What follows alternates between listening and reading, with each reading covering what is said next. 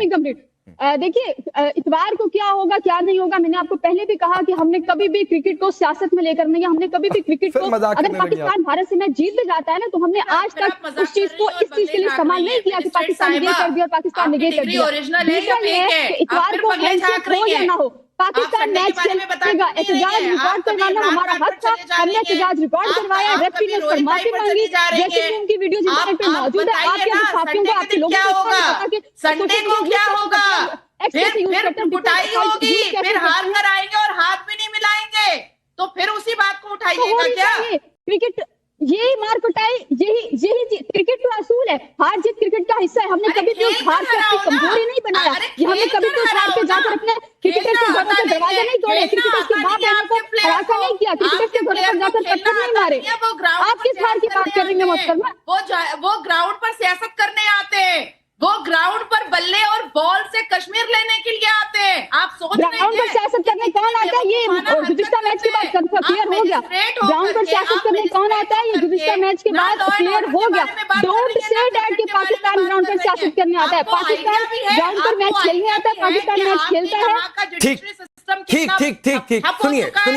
सुनिए सबीन, फिर मैं आपको बोलता हूं कि थोड़ी सी तैयारी मैडम। वकार यूनिस ने क्या कहा था? मुझे सबसे ज्यादा मजा तब आया जब रिजवान ने हिंदुओं के सामने मैदान पर नमाज पढ़ी, ये बहुत खास था। ये सियासत नहीं है आपकी नजर? ये बहुत पुरानी बात आप कर रहे हैं। अरे फिर पुरानी बात क्या होती है? सारी बात आज की होती है क्या? आप बात कर रहे हैं ना, आपने, मैं बात ही कर रहा हूं। आपने कहा कि पाकिस्तान कभी सियासत लेकर खेल के मैदान पर नहीं आता है। अब मैदान पर नमाज पढ़ लिया, चलो पढ़ लिया, लेकिन ये कहना कि हिंदुओं को चिढ़ा के पढ़ा, बहुत मजा आया, ये सियासत नहीं है क्या आपकी परिभाषा में? नमाज का बताना सियासत है, ये सियासत नहीं है, प्लीज। अच्छा, ये नहीं है आलिया, नमाज पढ़ना सियासत नहीं है। मैं आपका एक बार तर्क मान भी लूं, लेकिन ये कहना कि मुझे सबसे ज्यादा मजा तब आया जब रिजवान ने हिंदुओं के सामने मैदान पर नमाज पढ़ी, ये सियासत है कि नहीं? देखिए, पूरे पाकिस्तान को उसी ब्रश के साथ पेंट कर दें, ऐसा नहीं होगा। लाल लंगोटा पहन के हनुमान जी की तरह हम लोग मैदान पर कूदने लगेंगे। पाकिस्तानी क्रिकेटर आते हैं, आप लोग कूदे, आप लोगों को किसी ने अरे चले जाते हैं। रुक जाइए, रुकिए आलिया, आपकी बात एक मिनट प्लीज मारिया, रुक जाइए मैडम, रुक जाइए आलिया। देखिए, मैं आपकी बात को सेकंड करती हूँ। ये तो हमारे प्लेयर्स में ये उनका वतीरा है कि ये वाली बातें बहुत ज्यादा होती हैं। अभी देख लें, अभी जो उन्होंने मोहम्मद यूसुफ ने जो लैंग्वेज यूज की है, इससे पहले भी इस तरह की बहुत सारी बातें होती रही हैं। देखिए, एक तो क्या वो क्रिकेटर्स लगते हैं, उनके आप हुलिये देखें, और वो फिर क्या करते हैं कि समटाइम्स हम देखते हैं कि वो प्रीच कर रहे होते हैं। ऐसा लगता है कि ये क्रिकेटर्स नहीं है, बल्कि इन्होंने जो है ना कोई रिलीजन पे इतना ज्यादा जोर है उनका, और खास तौर पर जब वो इंडिया से खेल रहे होते हैं तब तो वो सियासत और रिलीजन दोनों इंडिया नहीं आलिया, मैं एक बार को ये भी कहता हूं कि आप रिलीजन पर जोर दे रहे हैं, वहां तक तो एक बार को फिर भी कोई कह दे कि चलो ठीक है भाई। पाकिस्तान एक ऐसा देश है जो सर्वे बताता है 2025 मार्च का 76 ट्रिलियन बैड डेप्ट पर है, 76 ट्रिलियन, और अपने देश से इन्होंने कर्ज लेकर के रखा हुआ है और अपने पोर्ट को और अपनी चीजों को बेच करके रखा हुआ है, जिसमें 56 ट्रिलियन इनको जमा करना है। देखिए, पाकिस्तान के क्रिकेट के पूरे टोली का जो हिजाब उतारा है वो दानिश कनेरिया ने आराम से उतार दिया था। किस तरीके से ये लोग प्ले ग्राउंड को जिहाद का मैदान बनाते हैं, किस तरीके से ये लोग प्ले ग्राउंड को दावत इस्लाम का मैदान बनाते हैं, ये आप 25 साल से उठा करके देखिएगा और 2025 अभी तक देखिएगा, तो ये लोग प्ले ग्राउंड पर खेलने कभी नहीं जाते हैं। इनको हैंडशेक करने का इतना रोना है जैसे लग रहा था कि ईद की नमाज पढ़ने गए थे तो मुसाफा करना ही था इनको। वैसे भी भारत बराबरी वालों से हैंडशेक करता है, ये मदरसा छाप और जिहाद छाप से ये हम लोग हैंडशेक नहीं करते हैं। अब आती है दूसरी बात कि हैंडशेक उनसे किया जाता है जो पढ़े लिखे होते हैं, जो मदरसा छाप आ जाते हैं उनसे हैंडशेक नहीं किया जाता है।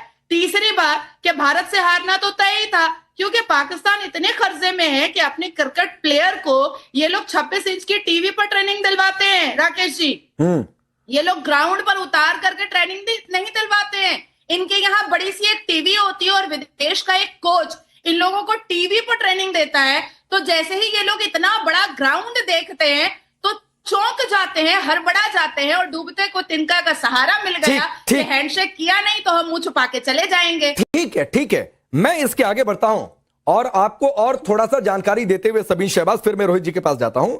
1980 का दशक था, 1982 कराची में एक रिसेप्शन के दौरान इमरान खान ने कहा था, जो मैंने आपको कोट किया, और कहा क्या था कि जब जो है कश्मीर मुद्दे और क्रिकेट को उन्होंने एक तरीके से जोड़ दिया था और कहा था कि जब भी मैं मैदान पर होता हूं तो मुझे कश्मीर सामने दिख जाता है।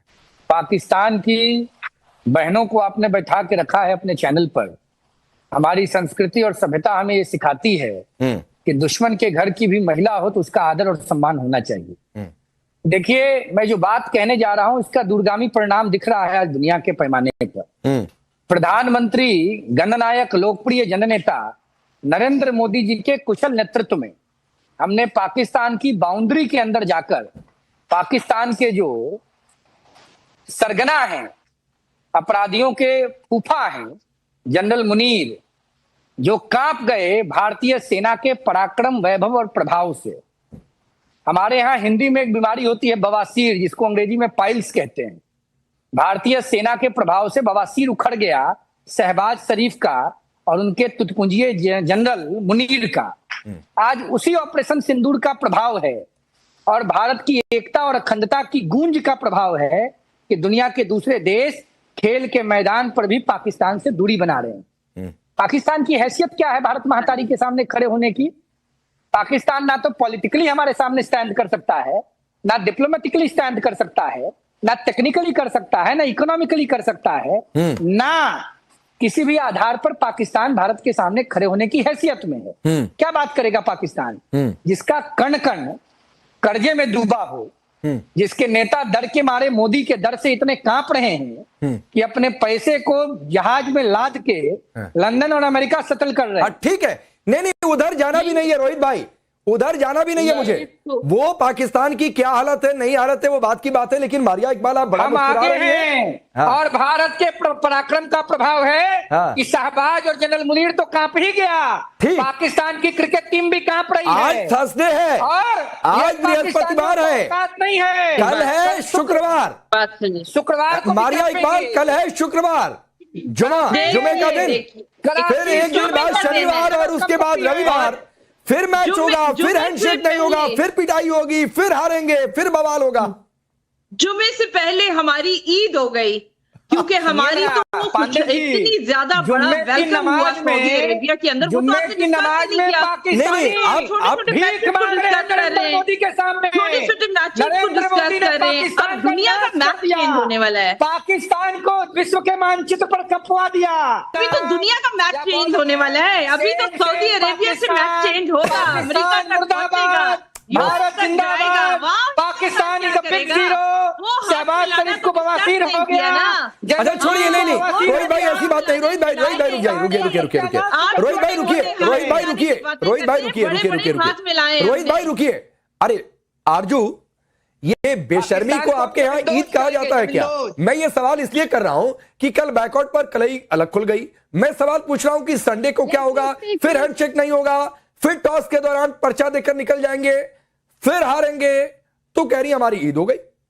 कल यूएई में ईद बन गई इनकी, हमारी तो बहुत सारी ईदें हो गई। देखें आगे क्या होगा, क्या वो तो खैर आने वाला वक्त ही बताएगा, लेकिन ये मुझे लग रहा है कि नेक्स्ट ईयर मारिया को भी कोई ना कोई मेडल मिल जाएगा, इसलिए कि आजकल पाकिस्तान में वो चनों की तरह बांटा जा रहा है, जो रास्ते में मिलता है उसको कहते हैं तुम भी एक मेडल ले लो। तो मुझे लगता है मारिया जैसे डिफेंड कर रही है तो नेक्स्ट ईयर ये भी मेडल ले जाएंगी। तो काहे का मेडल मिलेगा इन्हें? नहीं, क्यों ना डिफेंड करें, क्यों ना, कोई इतना ज्यादा इंसल्टिंग बिहेवियर चल रहा हो, why should not be defend? नहीं, आप सही चीज को सही और गलत को गलत कहेंगी तभी कुछ ठीक हो पाएगा मारिया।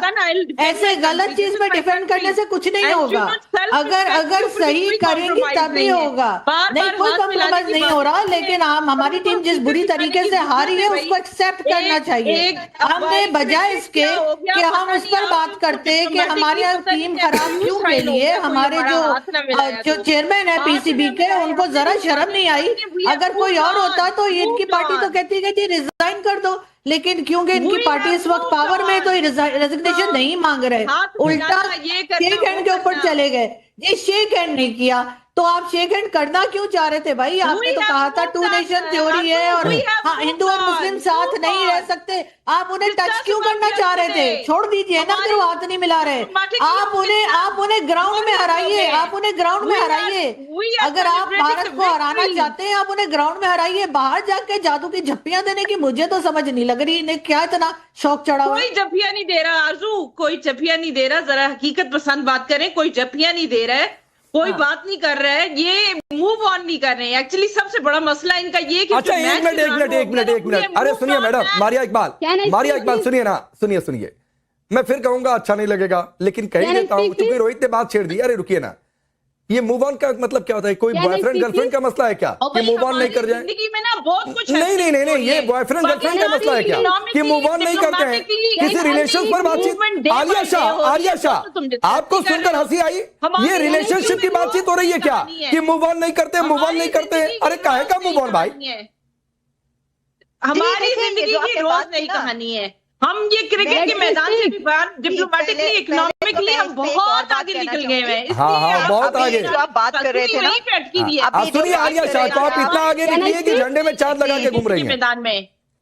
जी जो अभी आप बात कर रहे थे ना कि क्रिकेट के अंदर। For more of such videos, do like, share and subscribe to ET Now Swadesh.